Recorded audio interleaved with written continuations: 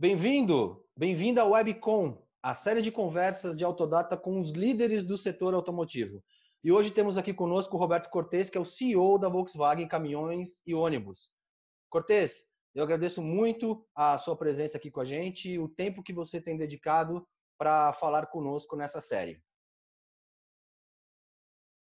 Bom, Leandro, eu que agradeço a oportunidade de estar falando para os colegas da Autodata. Legal. A nossa proposta, como a gente já vem falando, é ser uma entrevista rápida e objetiva, então eu vou direto à primeira pergunta. Vamos falar sobre retomada de produção. Na semana passada, a Volkswagen Caminhões e Ônibus retomou a produção. Quais são os exemplos de procedimentos utilizados nessa operação que podem servir de referência para outras fábricas? Bom, a nossa prioridade foi com a segurança dos nossos colaboradores. Então, desde a saída dele de casa, com máscara, entrando no nosso ônibus fretado, onde que é medida a temperatura, ele senta individualmente em cada banco, do lado da janela, com a janela aberta, arejado, tudo pensando na segurança dele. Ele entra, chega na fábrica, ele anda como se tivesse numa fila, mantendo 2 metros por 2 metros. Nós tínhamos café da manhã e agora nós temos um kit café para não haver aglomeração. Ele vai para o seu posto de trabalho já com todo o processo de produção refeito, contemplando o distanciamento, a aglomeração, levando todos os fatores em consideração. Estamos mudando o horário de almoço, começando antes, acabando depois, e o mais importante, nós estamos começando a produção em nível gradual, com bem menos gente, aproximadamente 1.000, de 4.500 pessoas, justamente para isso, para dar segurança total, que eles se sintam totalmente seguros. E isso eu acho que pode ser um benchmark. E o importante, Leandro, todos estão muito satisfeitos em voltarem para a fábrica, estão muito motivados e se sentem muito seguros. Isso que é importante. Ainda falando sobre produção, Cortez, com relação ao abastecimento das linhas, né? O modelo de Resende é um modelo diferente do tradicional da indústria automotiva e eu queria que você falasse um pouco como que foi também essa operação junto aos seus parceiros para vocês terem os componentes para produzirem os caminhões. Nós temos um relacionamento muito próximo com os nossos principais fornecedores, tanto é que nós os chamamos carinhosamente de parceiros. Então, eles são mais do que fornecedores. E desde o dia primeiro dia da nossa parada, nós já começamos a nos planejar para a volta. Nós tínhamos um check-in-list de 10 pontos e um deles era o abastecimento de peças. Então, foi um trabalho muito próximo e não houve surpresa nenhuma, porque todos já sabiam que nós eventualmente iríamos voltar em abril, sempre falávamos, dependendo do estágio do coronavírus, etc., mas o plano era voltar no dia 27 de 27 de abril, que realmente aconteceu, e o abastecimento da empresa vem sendo normal. Nós estamos produzindo o que planejávamos novamente. Estamos bem aquém daqueles volumes que estávamos produzindo antes da crise, mas estão de acordo com o planejamento, sem problema nenhum de abastecimento. Perfeito. Essa semana, nós estamos testemunhando um avanço preocupante dos casos de Covid-19 e muitas mortes. Algumas capitais já realizaram um lockdown para tentar conter esse avanço. Como o senhor vê essa situação? E vocês estão preparados caso tenham que paralisar a produção? Nós estamos preparados para tudo que for a favor da segurança dos nossos colaboradores, que é o nosso maior valor.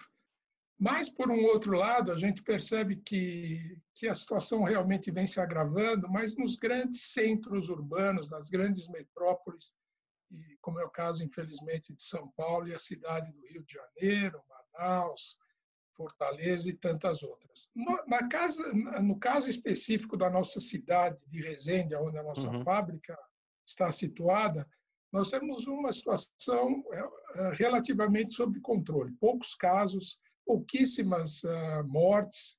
E então, tanto é que as autoridades de Resende, né, o prefeito de Resende, ele já começou a fazer uma abertura da cidade. As lojas já voltaram, os shopping centers já voltaram, eles trabalham de 10 às 6 da tarde. Então, é um pouco diferente do que a gente vê nas grandes capitais. Mas, obviamente, como eu falei no início da minha fala, prioridade é e sempre será a segurança dos trabalhadores. Nós temos, após cada dia de trabalho, uma reunião, a gente fazer um balanço de como estão as coisas, e é óbvio que uma delas é medir a evolução da situação na cidade de Resende. Mas, novamente, parece sob controle, por enquanto. Legal. Vamos falar um pouquinho sobre o mercado, que é uma dúvida que muitos leitores de Autodata trouxeram para nós, né? Essa retomada. Quais as oportunidades e quais as razões que o senhor identifica para justificar uma retomada das vendas, né? O mercado realmente está necessitando de caminhões neste momento? Bom, eu diria, de uma forma geral, a demanda está muito baixa, mas existe alguma demanda. Então, nós decidimos voltar a produzir entre os 10 pontos do nosso checklist, um deles era a necessidade. E a gente identificou algumas áreas que estão demandando caminhão. Eu vou dar 3. A agricultura continua com necessidade de caminhões, mineração e a gente também está observando alguma procura para entregas urbanas, principalmente em função de vendas via internet. Então, e nós temos alguns estoques, tanto na fábrica como nos revendedores, mas não especificamente para esses modelos que estão sendo demandados. Além disso, nós temos necessidade de produzir e, principalmente, montar algumas peças de reposição com desgaste rápido, como freio, sistema de direção, coisas que é pedido para que os caminhões que aí estão continuem rodando e, principalmente, entregando comida e medicamento. Então, a decisão, obviamente, levando em consideração que nós temos que atender esses pedidos e, novamente, a vida tem que retornar. Né? Nós estamos aí voltando gradualmente, com responsabilidade, produzindo 1/3 do que nós poderíamos, mudando totalmente o processo de produção, né? Não levando em consideração a eficiência, o que é melhor, mas sim que a vida tem que voltar. E estamos sentindo assim uma boa receptividade, de um modo geral, dos nossos empregados e de todos que estão nos acompanhando. Legal. A Scania e a Volkswagen Caminhões e Ônibus tomaram a mesma decisão de reabertura da sua produção no Brasil. Essa é uma decisão que teve algum envolvimento do grupo Traton? É óbvio que nós conversamos sobre as práticas, e não só da Traton, como o próprio grupo Volkswagen, que é o nosso maior acionista. Sim. Mas, geralmente, essas decisões elas são tomadas de marcas diferentemente. Então, eu diria que, nesse caso específico, eu sabia que a Scania iria voltar no dia 27, assim como eu sei que outros concorrentes nossos também voltam. Mas não tem uma direção clara. Eles também devem ter tido o check-in list dele e chegaram à conclusão que dia 27 seria o dia ideal para a volta, assim como nós. O senhor participa dessas reuniões globais dentro do grupo Traton, e eu gostaria que o senhor falasse um pouco quais são os temas que vocês estão abordando globalmente nessas reuniões, o que os seus pares dentro desse grupo diz sobre essa situação, né? Você pode comentar alguma coisa? Assim, o pessoal gosta muito de saber o que o resto do mundo, né, está pensando sobre o Brasil e também está trocando informações para que todos possam ter uma atividade, uma retomada de atividade melhor. Eu diria que nós somos privilegiados no sentido de fazer parte do grupo como Traton e de um grupo como o da Volkswagen.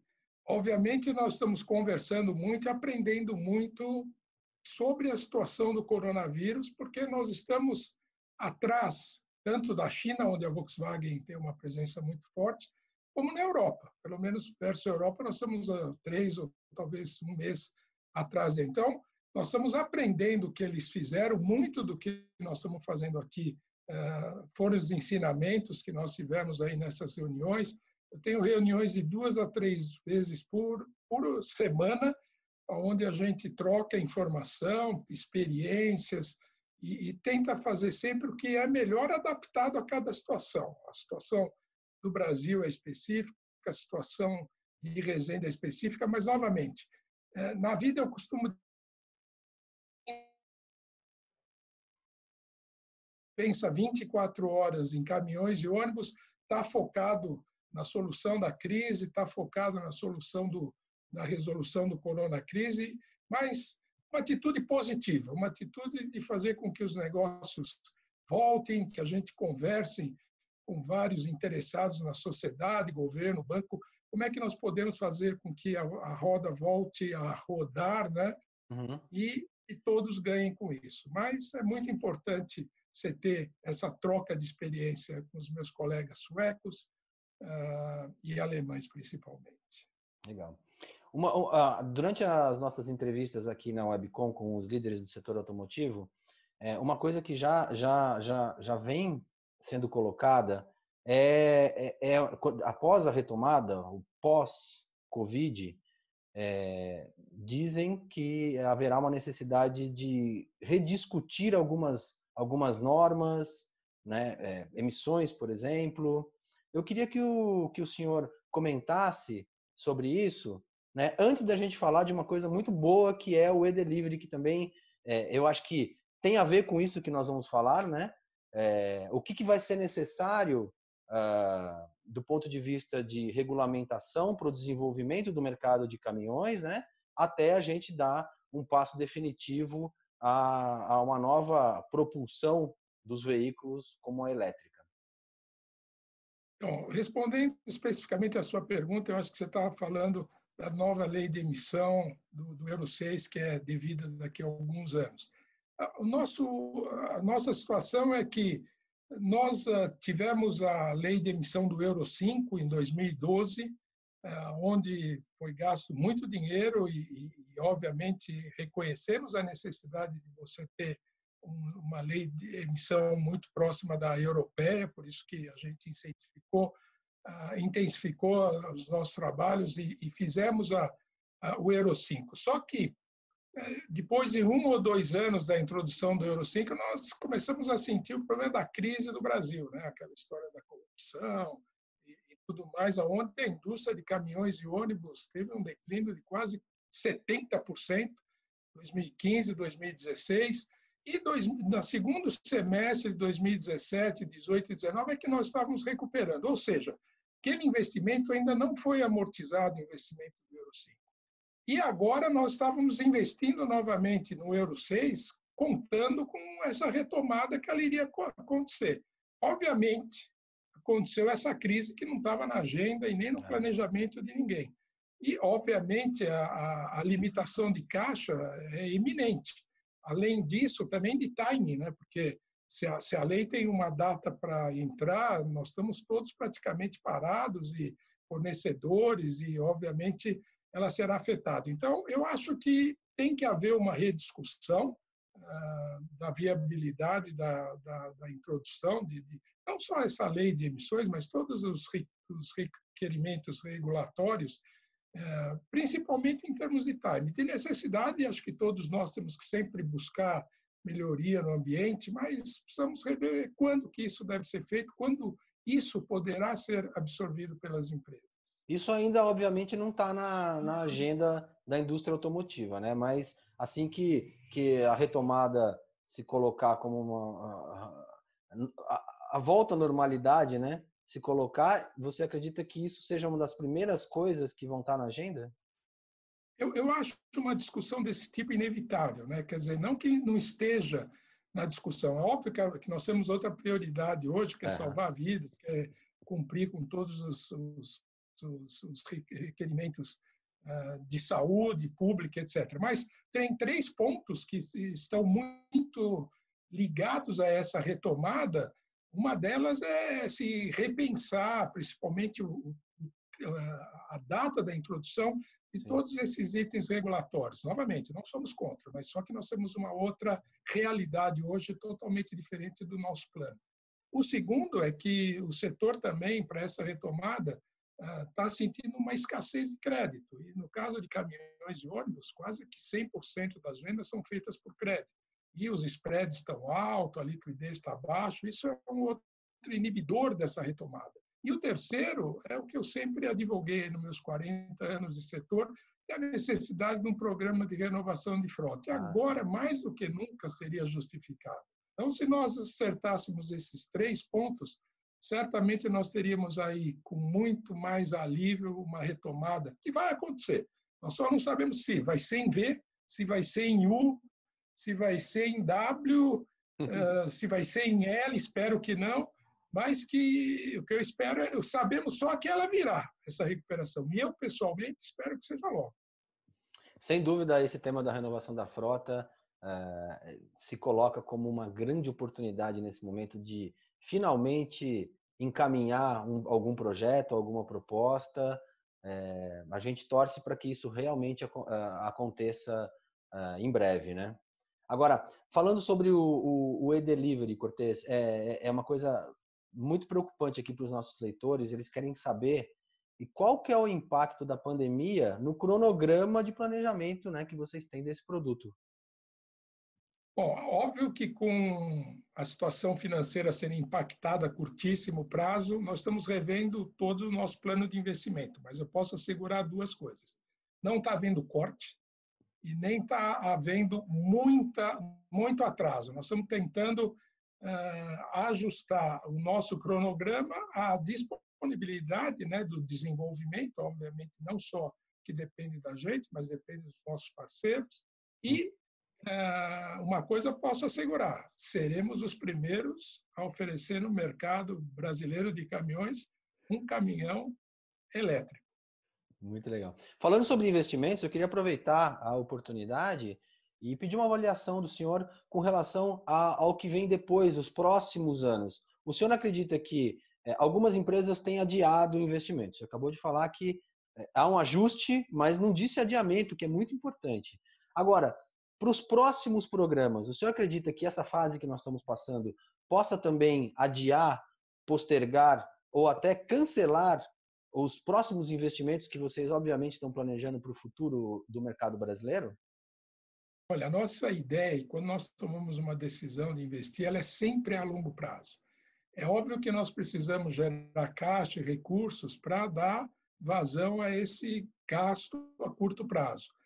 Se nós estamos tendo problema a curto prazo, a gente espera resolver esses problemas e um deles é essa retomada que a gente espera que aconteça de tal forma que não seja necessário mudar o plano, a não ser um pequeno ajuste aí de tempo, mas no nosso caso específico, nós estamos no meio de um plano de investimento de 1,5 bilhões ou bilhão de reais aí num período de 5 anos e confirmamos porque novamente nós continuamos confiando e acreditando muito no Brasil, reconhecemos o Brasil como um lugar bom para se fazer negócio. O setor de caminhões e ônibus tem uma demanda muito grande, dada a dependência do transporte de pessoas e de mercadorias com relação a caminhões e ônibus. E respondendo à sua pergunta, espero que não haja efeito, a não ser um pequeno ajuste de tempo. Perfeito. Já nos encaminhando aqui ao final dessa conversa no Webcom, eu queria saber, Cortez, quais as ações que a Volkswagen Caminhões e Ônibus tem feito junto às comunidades, por exemplo, no entorno da fábrica de Resende, e também outras ações que vocês podem ter tomado aí e a gente não está sabendo. Não, eu acho que a mais emblemática é que nós pegamos a nossa área de protótipos, né, e nós a transformamos numa produtora de máscaras de proteção de plástico. Uhum. Então, o nosso pessoal desenvolveu, eles que fizeram a engenharia e a produção. E isso nós estamos aí com a produção, essa sim, com capacidade total, e doando essas máscaras para toda a comunidade de Resende e todas as outras cidades da região. Nós também temos iniciativas como distribuição de kit de alimentos para caminhoneiros, principalmente no início, quando houve até um tipo de lockdown unilateral, onde todo mundo fechou. Nós fomos para lá, nós estamos cedendo caminhões também para ajudar nas comunidades. Nós estamos abertos a qualquer tipo de solidariedade e somos muito solidários, principalmente nessa área nossa do Sul Fluminense que demanda tanta ajuda e nós estamos aí colaborando o máximo que nós podemos, que é o mínimo que espero de uma empresa como a MAN Volkswagen Caminhões e Ônibus. Perfeito. Cortez, eu queria que você falasse um pouco da sua rotina pessoal agora nessa situação que nós estamos. Gostaria que você comentasse um pouco a sua relação com a família, né, estando mais próximo, porque a gente sabe que você, assim como todos os outros líderes do setor, viajam bastante, estão sempre na Alemanha ou em algum outro lugar, e agora parece que se inverteu um pouco esse processo, né? Você provavelmente deve estar mais dentro de casa, em contato mais próximo com todos os seus familiares. Queria saber um pouco dessa sua rotina. Leandro, se você me perguntar qual é uma vantagem dessa pandemia, eu diria que é a proximidade com a família, porque eu faço parte de 2 boards na Alemanha, da Trator e da MAN, e obrigatoriamente eu viajo 3 vezes em média por mês, e cada vez que você viaja, você fica 2, 3 dias fora. Então, isso é muito tempo fora de casa e muito tempo fora do Brasil. Agora, eu fico aqui, eu estou aqui no Brasil desde do Carnaval, então, para mim, realmente, eu estou muito mais próximo da família. Mas também eu fico aqui nesse escritório, onde você está vendo, eu começo a minha atividade.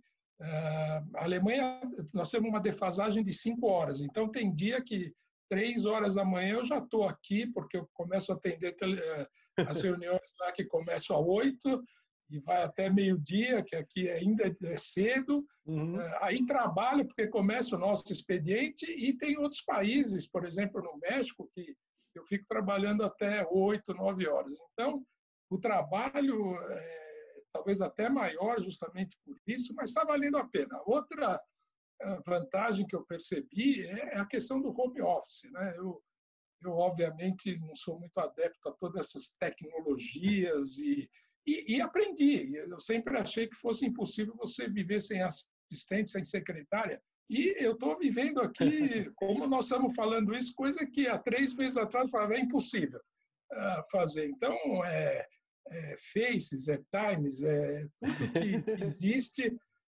agora eu estou especialista. E a maior dificuldade que eu tenho é não poder sentir a proximidade com o cliente, com revendedores, com fornecedores, com os meus colegas de trabalho. Isso eu sinto muita falta. Uhum.